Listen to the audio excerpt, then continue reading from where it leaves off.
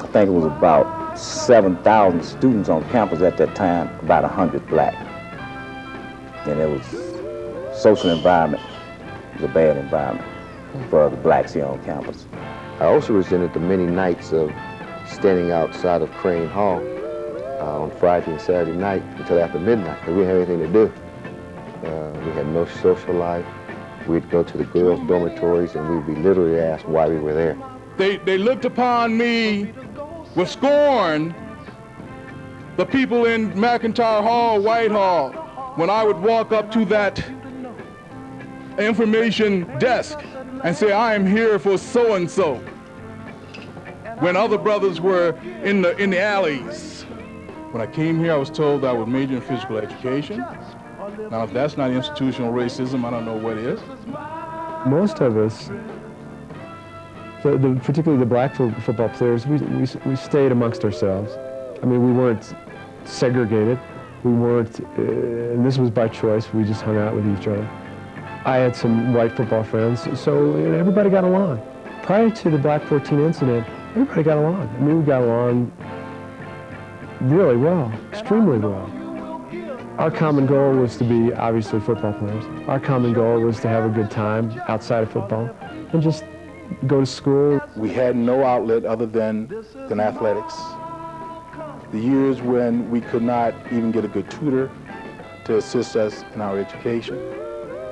The years in which he agonized about having an intimate relationship with anyone and could not. To this very day, he suffers greatly mentally because of what this environment has done to him. We had our usual meeting the Thursday preceding to that. At that Thursday meeting, I had told them I had discovered quite by accident that Brigham Young University was owned by the Mormon Church. And I had also discovered that they had policies that would have to be called racist. A black child couldn't do the same thing that a white child could do in the church. And this was sanctioned by the church dogma.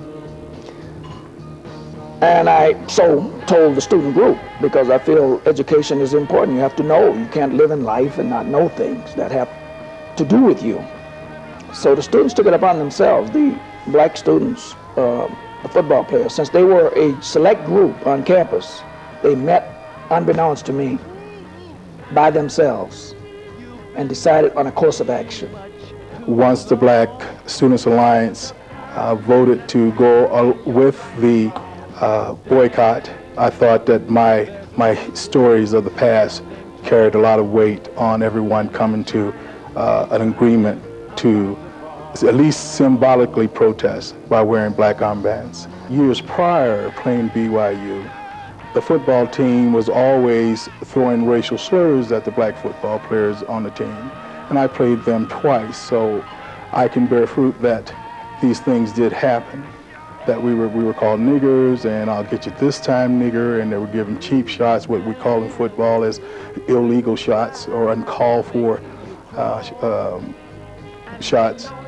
And so it was a compounding of those sorts of behavior with the fact that we have now learned that the church was not allowing black boys and girls. It had nothing to do with black men and women, but black boys and girls. The common decency of being included into the church functionings. All the brothers that was with the Black 14, nobody was pressured into participating because we had meetings after meetings after meetings saying if anybody want to drop out at this time, they can. Be no hard feelings, but everybody decided to go through with this, and we went through with it. The original statement that was put out by the Black Student Alliance that week, prior, I think it was put out on Wednesday of the week, it says, our humanity demands that university officials in Wyoming, as well as other schools in the Western Athletic Conference, not use student monies and university facilities to play host and in part sanction the policies of the Church of Jesus Christ of Latter-day Saints. This letter from the Black Student Alliance would become a focal point of Eaton's and the university's countercharges in the media and court cases that followed. Their arguments centered on the demand that black athletes in the WAC protest in some way any contest with BYU so long as the LDS Church continues such policies, and the symbols of the protest will be the black armband worn throughout any contest involving BYU. The next day, Thursday, copies of the letter signed by Willie Black were delivered to university officials and the athletic department.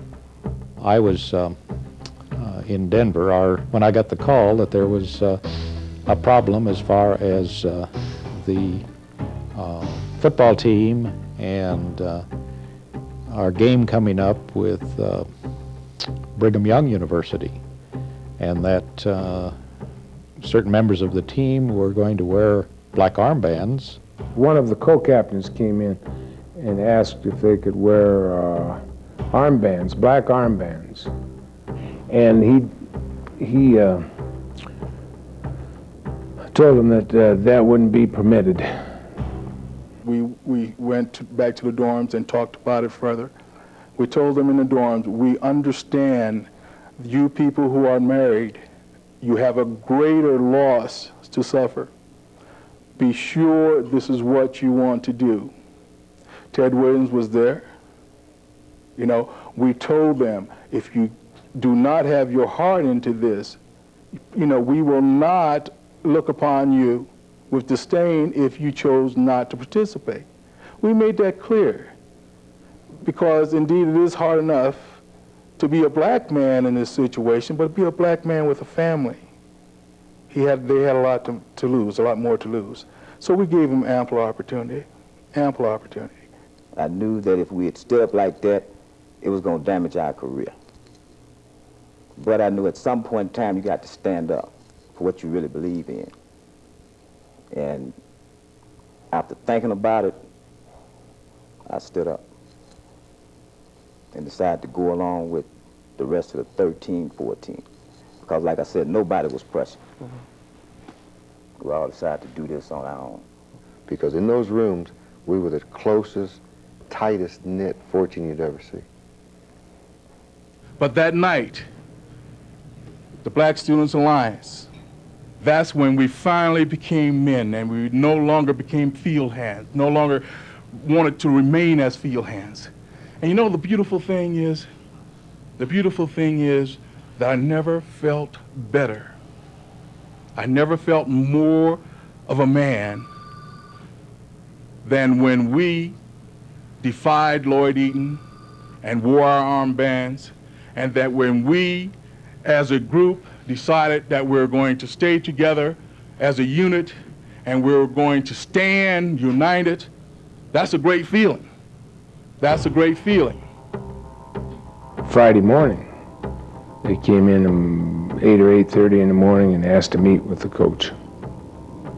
And at that time, they told him that, you know, if they couldn't wear the armbands, they weren't going to play. The meeting room just adjacent to our offices was being occupied by our freshman football team at the time.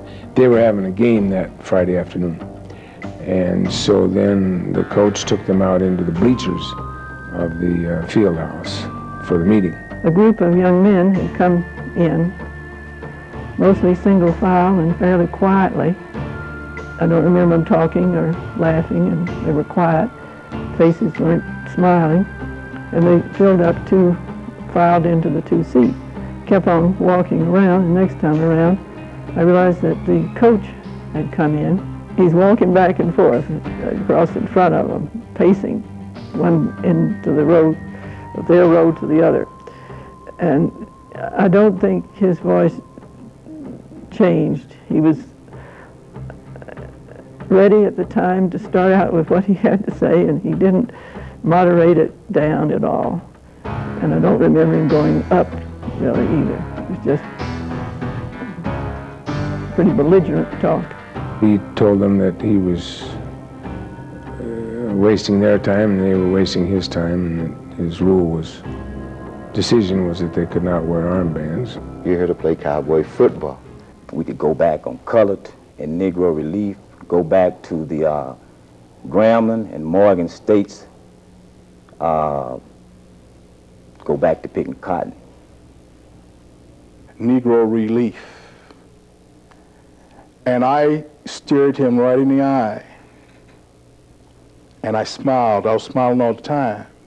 See, because I wasn't surprised of Lloyd Eaton's ability to do those things or to say those things.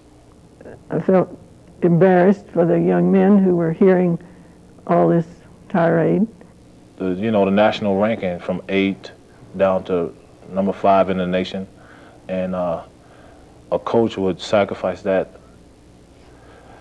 status to give in to something such as a black armband. Tony McGee, Ron Hill, and a couple of the others, I think Mel was with them, Mel Hamilton. These were starting football players at the University of Wyoming. They walked into my office and said, "We're off the team."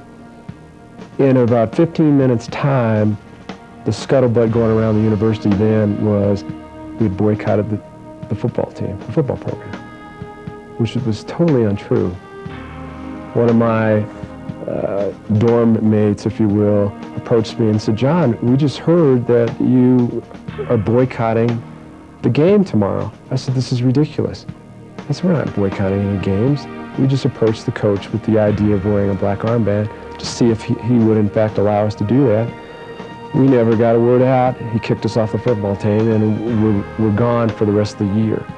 We had a coaches meeting immediately following their decision not to play, and then we started making personnel adjustments for the next day. We finally worked our way back to the dorm from the student union, and we were in Washakie Center. And I remember sitting there, and I believe I was with Ron Hill and Ivy Moore and maybe a couple of the other guys. And a good friend of mine, George Herrick, walked by, and there were tears in his eyes. And there were tears in my eyes because there was a division put between us. And that division kept the white players over here and kept the black players over there. I met with our athletic director and the 14 football players, plus actually probably was most of the black football players at Wyoming at the time. We met in the boardroom of the university, the Board of Trustees room, and I suppose there were, I would say maybe up to 40 or 50 people there supporting the black players, and it was tense and yet not threatening at all. Tense for all of us in that we were trying to sort out the situation. The meeting had just occurred, and the whole thing had unraveled probably within the hour from when I came in. And to make matters worse, the BYU media, as all media do when we host a team, they are just getting in. And they always come up to the office and find out what's going on, and they had already heard about it. They had gotten from some, it's amazing how these things spread, but this spread like wildfire. And here we were with a situation that was potentially a tremendous bombshell. Nobody was really certain how it was going to go, or we weren't releasing anything. When we came into Laramie, I remember on Saturday or on Friday the day before, there were rumors that there was some problems and that there might be some problems associated with the game. And so what happened from our standpoint, I think kept a little bit of an unrest and a little bit of uncertainty about what's going to happen. And I think probably that became more the focal point rather than getting ready to play the football game. When I got over here, of course, the first thing I went to was the president's office. And Dr. Carlson was there, and I don't remember who the other gentlemen were there. And I said, what's up? And he said, well, we've had trouble with black athletes in the athletic department in the football. They want to wear black armbands at the football game against BYU, and I think it was going to be the next day, I'm not sure. And I said, oh, Gad, what else has happened?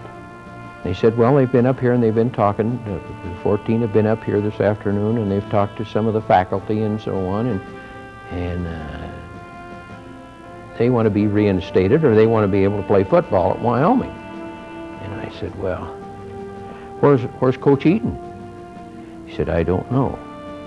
So I was just a little aghast, and I said, well, I want to talk to Coach Eaton, and then we ought to talk to those faculty members, and then we ought to talk to the athletes, and gee, and maybe we ought to talk to the governor. I said, you know, this could be kind of important, just as you feel it was, or you wouldn't have called me over here.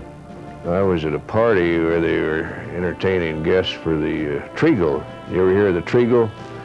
Well, the Cheyenne newspaper sponsored it with Union Pacific Railroad, and they hauled all these guests to the football game.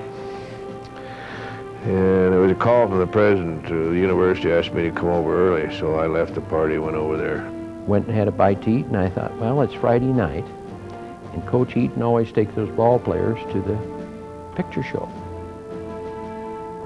So I go over to the theater.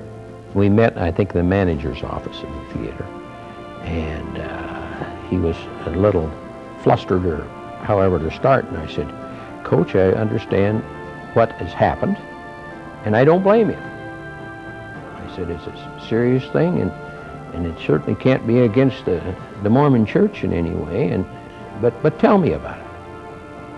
So tears got in his eyes and so on, and he just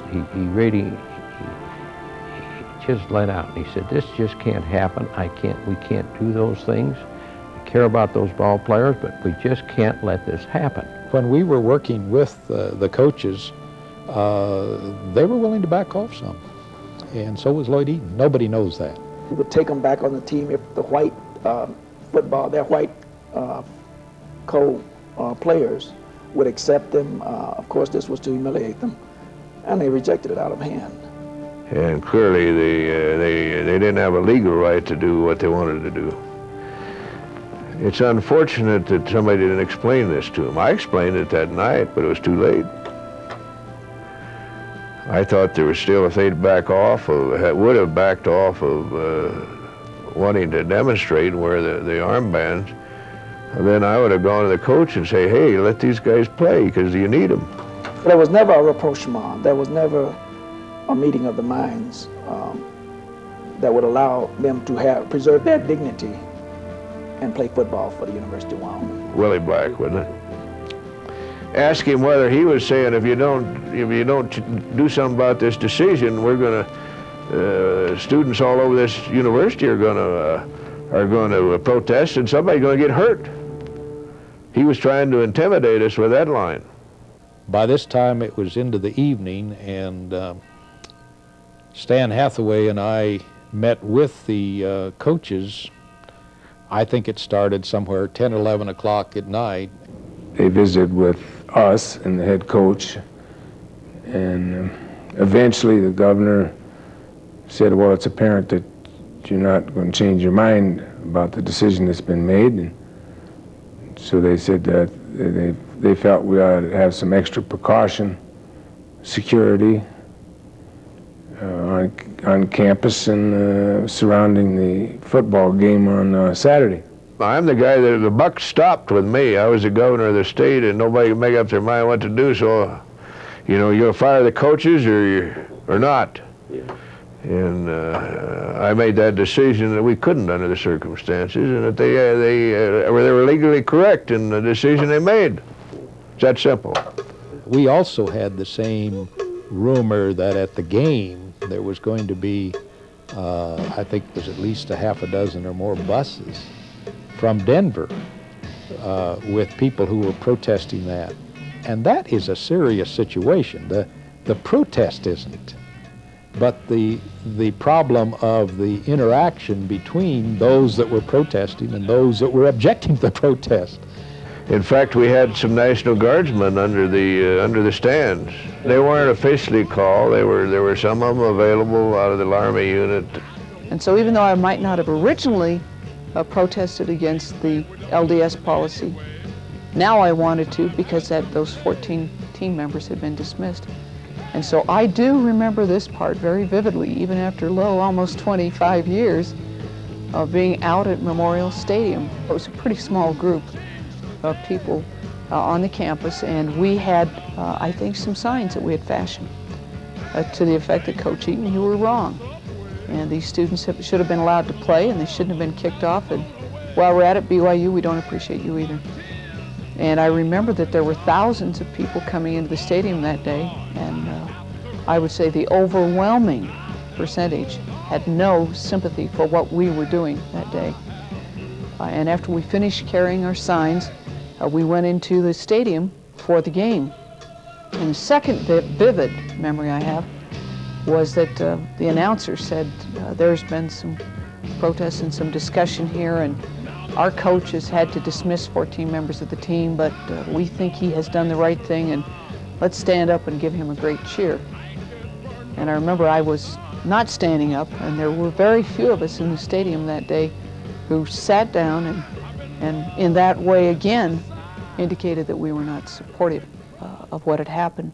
I know we didn't play very well, and Wyoming came out and played exceptionally well, and they won the game going away. Basically on emotion, I'm sure. Then the next week, we had a tremendous amount of press coverage. There'll be a meeting in Denver early next month of the Western Athletic Conference to try to iron out complaints by Negro athletes. What happened was this. Last week, 14 black athletes were suspended from the University of Wyoming football team. They were supposed to play Brigham Young, which is a Mormon school. The Mormons don't admit Negroes to their priesthood, and the football players wore black armbands into the coach's office as a protest, and he fired them.